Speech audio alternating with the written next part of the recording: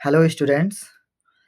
आज मैं आप लोगों के जो हिंदी पुस्तक है क्षितिज भाग 2 उनका भाग जिनमें पहले दिया हुआ पद आपका जो सूरदास द्वारा लिखित हैं उन्हीं का डिस्कस करेंगे, उसका व्याख्या और भावार्थ बताने की कोशिश करेंगे। जो पद है इसका व्याख्या समझाने की कोशिश करेंगे। बहुत सारे बच्चों का इसमें डाउट आया था कि सर एक बार समझा दीजिए, तो मैं कोशिश करूँगा। चलिए आप लोग भी मेरे साथ बने रहेंगे। तो इनमें सबसे पहले जान लीजिए, ये जो पद है ये सूरदास की कृति है। किसकी कृति है? ये सूरदास की। और सूरदास की अगर समस्त कृतियों को देखें तो वो 3 पार्ट में है। कितने पार्ट में? 3 पार्ट में। तीनों का नाम है, पहला का सुर सागर, दूसरा सुर साहित्य और तीसरा सुर लहरी।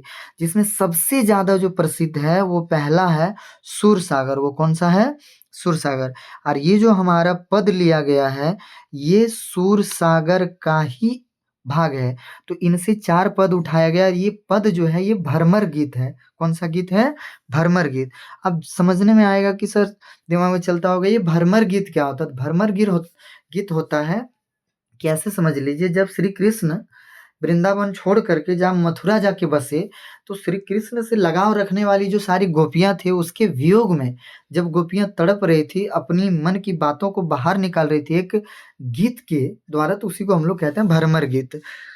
तो चलिए हम लोग देखते हैं सूरदास के पद में छोटा छोटा पॉइंट करके बताया गया है, थोड़ा हम समझा देंगे, बाद बाकी डिक्लेरेशन देखिए आप लोगों का यहाँ दिया रहेगा, अर्थ आप इसे भी पढ़ सकते हैं आराम से। फिलहाल हम समझाने की कोशिश करते हैं। क्या कहता है कि उधो तुम हो अति बड़ी भागी। यहाँ पर समझने वाली बात है, ये उधो कौन है? सर उद्धव जो है ना, ये उद्धव को कहा जाता है। और उद्धव के लिए 2 पहचान आप लोगों के सामने आता होगा। बहुत सारी किताब में लिखा हुआ है कि उद्धव जो है श्री कृष्ण के चचेरे भाई हैं, लेकिन वास्तविक में ये श्री कृष्ण के मार्गदर्शक प्लस उसके सबसे अच्छे मित्र भी थे। तो वही कहता है कि जब श्री कृष्ण सारी गोपियों को छोड़ करके उनसे अपना हाथ छुड़ा करके जब वो मथुरा चले गए, तो मथुरा जाने के बाद जब गोपियां उनके याद में चाह में तड़पने लगी, विलखने लगी, तो श्री कृष्ण संदेश भेजाते हैं वहां से। किसके द्वारा? उद्धव के द्वारा। उद्धव के द्वारा ये संदेश देख के भेजाते हैं कि आप जाइए और जाके गोपियों से कह दीजिए कि वो अपना सारा ध्यान अब योग में लगा लेंगे, क्योंकि अब हम वापस वृंदावन जाने वाले नहीं हैं। तो वो मथुरा से ये संदेश भेजाते हैं उद्धव के द्वारा। तो उसी समय गोपियां तंज कसती है, उद्धव पर भी तंज कसती है और श्री कृष्ण पर भी। तो क्या तंज कसती है सुनिए। कहता है कि उद्धव तुम हो अति बड़भागी को, उद्धव तुम तो बहुत भाग्यशाली हो। अब भाग्यशाली उसको काहे कह रहा है कि तुम बड़े भाग्यशाली इसलिए हो क्योंकि तुम श्री कृष्ण के पास रहते हो। लेकिन साथ ही साथ देखो उसको टारगेट कैसे किए। कहता है कि अपरस रहत स्नेह तागा ते नाहिन मन जागी। लेकिन कहता है कि आप इतने बड़े भागी होकर के भी आप श्री कृष्ण के पास रहते हैं और हमारा संदेश लेकर के आए हैं। तो हम तो यही समझेंगे कि आप श्री कृष्ण के पास रह करके उसके प्यार को समझ नहीं पाए, उसके प्यार की गंगा में आप डुबकी नहीं लगा पाए। अगला कहता है पुरइन पात रहत जल भीतर ता रस देह न लागी। कहता है कि बिल्कुल आप उस कमल के पौधे की तरह हैं जो पानी में तो रहता है, लेकिन उसके पत्ते क्यों देखेंगे तो उसके पत्ते पर एक बूंद भी पानी पड़ता नहीं है। और ऐसे भी आप लोग देखे होंगे कि कमल के पत्ते पर एक बूंद भी पानी रहता नहीं, तुरंत फिसल के नीचे चला आता। तो वही कहता है कि आप एक कृष्ण के जो प्रेम रूपी सागर है आप उसी में रहते हैं, लेकिन तनिक सा आप उनके प्यार को समझ नहीं पाए, जान नहीं पाए, और आप हम लोगों को आ गए हैं उनके वियोग का संदेश लेकर के। अगला देखिए क्या कहता है। यहाँ देखिए इसका स्पष्टीकरण भी यहाँ दिया हुआ है कि अगर आपको ऊपर थोड़ी बहुत भी झिझक रह जाती है इन तीनों पंक्तियों में तो आराम से इसे क्लियर कर सकते हैं, एकदम अपनी भाषा में है। अगला सर कहता है, देखिए कहता है ज्यों जल माह तेल की गागरी बूंद न ताको लागे। अभी गोपियां रुकने वाली नहीं है, फिर उद्धव को टारगेट कर ली। कहता आप तो एकदम बिल्कुल उस तेल की गागरी की तरह, उस तेल के बर्तन की तरह है जिसे समुद्र में डुबा देने के बाद भी, पानी में डुबा देने के बाद भी एक बूंद पानी उसमें लटक के नहीं रहता है। यानी बिल्कुल आप वैसे ही हैं कि श्री कृष्ण के सागर, उसके प्रेम के सागर में आप डूबे हुए हैं, लेकिन उसका प्रेम एक छटाक भी आप ले नहीं पाए, पा नहीं पाए। कहता प्रीति नदी में पाओ न बोथ यो दृष्टि न रूपी परागी। यानी कृष्ण रूपी का प्रेम का जो कृष्ण के जो प्रेम की नदी बहा है, उस नदी में आप अपना पाँव भी नहीं लगा पाए, यानी शरीर तो छोड़िए, दिमाग छोड़िए, आप पाँव तक नहीं डाल पाए उसमें। तो कहता है सूरदास अबला हम भोरी गुर चाटी क्यों न पागी। सूरदास सब गोपियों के फेवर से कहते हैं कि हम जो गोपियां हैं ना, हम जो गोपियां वो बिल्कुल उस चींटी की तरह हैं जो एकदम गुड़ में चिपक करके उसे खाते खाते अपनी जान दे देती है। तो वही गोपियां कहती है कि श्री कृष्ण हमारे लिए वही गुड़ है और हम वो चींटियां हैं जो खाते खाते मर जाएंगे लेकिन उनसे अलग नहीं रह पाएंगे। तो ये 3 पंक्तियों का फिर यहाँ डिटेल है, आप आराम से पढ़ सकते हैं। आगे देखिए अगला पद क्या कह रहा है। कहता मन की मन ही मांझ रही, यानी गोपियां कहती है कि छोड़िए उन बातों को, हमें जो तकलीफ है, हमारे मन में जो दुख है उसे अब हम मन में ही रख रहे हैं, किसी को नहीं कह रहे हैं, मन में ही रह गई। कहता कहिए जाए कौन पे उधो नहीं परत कही, अवध आसार आवन की तन मन बिथा साही। यानी गोपियां कहती कि जो बात हमारे मन में है वो हमारे मन में ही अब रहने दीजिए, यही सही है।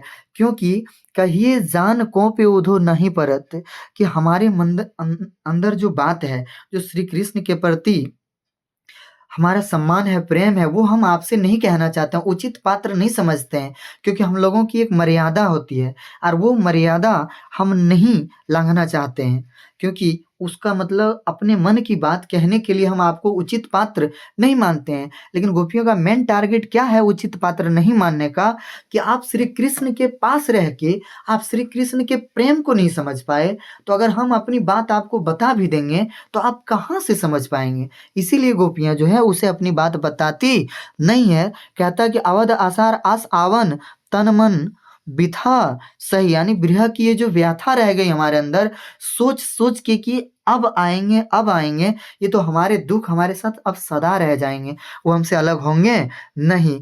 फिर आप डिटेल देख सकते हैं, यहाँ पर दिया हुआ बढ़िया से आप पढ़ सकते हैं।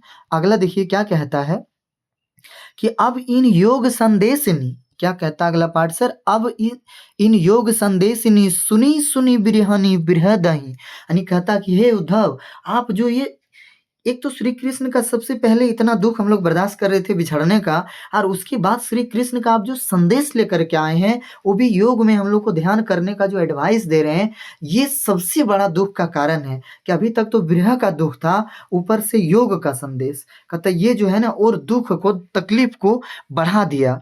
कहता है चाहोती होती गुराही जिते ही ते उड़ते धार वही, सूरदास अब धर ही क्यों मर्यादा न लही, यानी कहता है कि हे उद्धव, अब हम अपने धीरज को जो है आखिर क्यों धरें। हमारा जो धीरज था, हमारे अंदर जो संदेश था, वो संदेश हम रखें तो किसको रखें। एकमात्र हमारी आशा थी कि श्री कृष्ण आएंगे, ये उम्मीद के साथ हम जी रहे थे, लेकिन श्री कृष्ण ने आपके थ्रू ये संदेश भेजा करके स्पष्ट कर दिया, यानी हमारा ये एक छोटी सी आस था वो भी डूब गया। तो कहता है कि जब प्रेम रूपी हमारा मर्यादा था, वो मर्यादा अब खत्म हो चुका है, लांघ चुका है। तो कहता मैं भी अब उस मर्यादा का उल्लंघन करेंगे, क्योंकि श्री कृष्ण ने भी हमारे साथ छल किया है। यानी देखो कहने का मतलब होता है कि एक स्त्रियों के साथ का सबसे बड़ी मर्यादा होता है कि वो अपनी पुरुषों की बात, अपनी बात जो होता है दिल की बात, वो दूसरे पुरुषों को नहीं बता सकता, वो अपने ही पुरुष को बता सकता है। लेकिन कहता है कि नहीं, अब सारी मर्यादा खत्म हो गई, हम अपनी बात आपको बताएंगे। उद्धव को कहता है कि हम बताएंगे। आगे देखिए कहता है कि हमारे हारिल हरि हारिल की लकड़ी मन करम वचन नंद नंदन उर यह दृढ़ करी पाकरी, यानी कहता है कि हमारी दशा जो है ना उस हारिल की लकड़ी की तरह है। हारिल यहाँ पर एक पक्षी के संज्ञान दिया गया है, जिसके लिए लकड़ी सबसे ज्यादा चाहता होता है, वो हारिल लकड़ी पक्षी के बिना एक पल नहीं रह सकता। तो उसी तरह कहता है कि मन क्रम वचन नंद नंदन नंदन उर यह दृढ़ करी पाकरी, यानी कहता है कि मेरे मन क्रम वचन हर जगह नंदन के पुत्र हैं, नंदन के पुत्र मतलब श्री कृष्ण, कि वो है, और हमारी दशा बिल्कुल वो हारिल की लकड़ी की तरह हो गया है। कहता जागत सोवत स्वप्न दिवस निशी कान्हा कान्हा जाकरी, यानी कहता हम जागते सोते स्वप्न में दिन में रात में हर पल कान्हा कान्हा जपते हैं, हमारी ये दशा हो गई है। और ऊपर से कान्हा इतना निष्ठुर हो गए हैं कि अब वो संदेश भेजा दिया, यानी हमारे प्रेम का उनके लिए कोई मोल नहीं रहा। अगला कहता है, सर समझिए इन बातों को, कहता है सुनत जोग जागत है ऐसो ज्यो करई काकरी। यानी कहता है कि आप जो संदेश लेकर के आए ना योग करने का, हमारा ध्यान कृष्ण श्री कृष्ण ने हटा करके योग में लगाने का, कहता वो सुनने में जो है ना एक एकदम कड़वी ककड़ी की तरह लगा, कि जिसे कोई खाना उनके बारे में सुनना चखना भी पसंद नहीं करता, उसी तरह कहता हमें ये बात लगी कि जरा सा भी पसंद नहीं आए। कहता सू तो व्याधि हमको ले आए देखी सुनी न काकरी। कहता हम तो श्री कृष्ण के प्रेम में इतना बीमार हो चुके हैं, अब तो उनके अलावा ना किसी को देखा जाता है, ना किसी के बारे में सुना जाता है, और ना ही भोग किया जाता है। कहता है यह तो सूरता नहीं ले सौंपो जिनके मन चाकरी। कहता हे उद्धव, आप ये समाचार जाके उनको सुनाइए, कि वो उन स्त्रियों को सुनाइए जो अपने, जिनकी मन जो है ना ज़्यादा चंचल है। चंचल मतलब जिनका चॉइस, जिनका पसंद रोज बदल जाता है, कि आज श्री कृष्ण को चाह लिए तो परसों किसी और को, कल किसी और को। कहता हम तो पहले भी आज भी अपने तन मन धन से श्री कृष्ण को चाहें, उसी को चाहेंगे। तो ये संदेश हमारे लिए नहीं है। अगला देखेंगे क्या कहता है, कि हरि है राजनीति पढ़ाए, हरि है राजनीति पढ़ाए समझी समझी बात कहत मधुकर के समाचार सब पाए। यानी जो है गोपियां इतनी रुष्ट हो गई है कि अब डायरेक्ट उद्धव से बातें नहीं कर रही है, वो भंवरे को कह रहे हैं। मधुकर मतलब होता भंवरा, उड़ते हुए भंवरे को कह रही है, क्योंकि अगर ज्यादा बेइज्जती कर देगी उद्धव का, तो उद्धव के थ्रू वो बेइज्जती श्री कृष्ण का भी हो जाएगा। तो अभी भी लोग नहीं चाहता है कि इसका ज्यादा हम अपमान करें, तो वो भंवरे से कहती है, क्या कहती है, कि हमारे श्री कृष्ण जो है ना मथुरा जाकर के बहुत ज्यादा राजनीति पढ़ गए। राजनीति पढ़ गए मतलब वो अब अपना फायदा देखने लगे, हमारे सुख दुख से उसका कोई लेना देना नहीं। तीसरा लाइन देखिए क्या कहता है, कि एक अति चतुर होते पहले ही अब गुरु ग्रंथ पढ़ाए।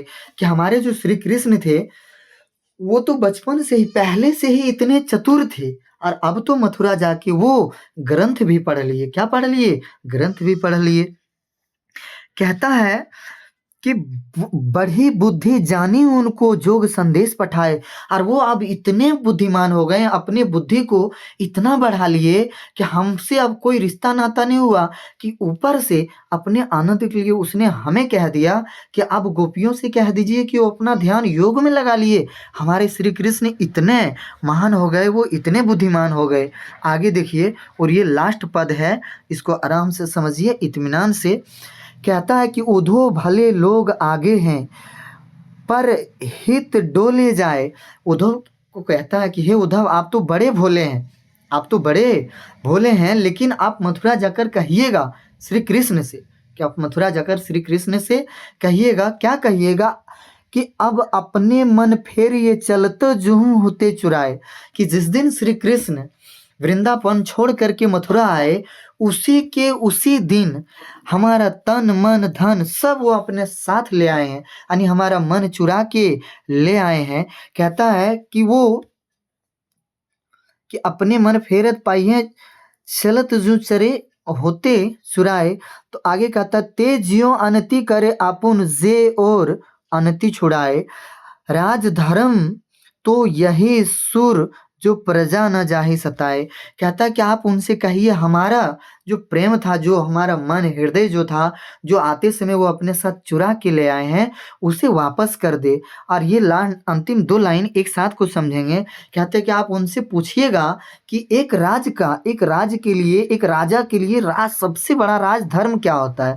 तो सबसे बड़ा राज धर्म होता है प्रजा की सेवा, प्रजा की सुख, प्रजा की शांति। लेकिन हम किनसे कहें कि हमारा राजा ही हमारे दुख का सबसे बड़ा कारण है। इसीलिए आप जाइए श्री कृष्ण से, उनको कह दीजिए कि हम इस योग को स्वीकार नहीं कर सकते हैं, जैसे आज तक हैं उनके आने की आस में आगे भी वैसे रहेंगे। ये नीचे आपका सारांश का पाठ अर्थ जो है वो पद का दिया हुआ है, और हर पाठ में दिया हुआ, आप आराम से पढ़ सकते हैं। और पढ़ के नीचे फीडबैक जरूर देंगे कि आपको कैसा लगा, समझ में आया कि नहीं आया, हम समझा पाए कि नहीं। अगर आपका फीडबैक सही रहा तो फिर अगला पार्ट भी अपलोड कर देंगे। चलिए, तब तक के लिए आप लोग हमें इतना समय दिए उसके लिए धन्यवाद। फिर मिलते हैं अगले पार्ट में।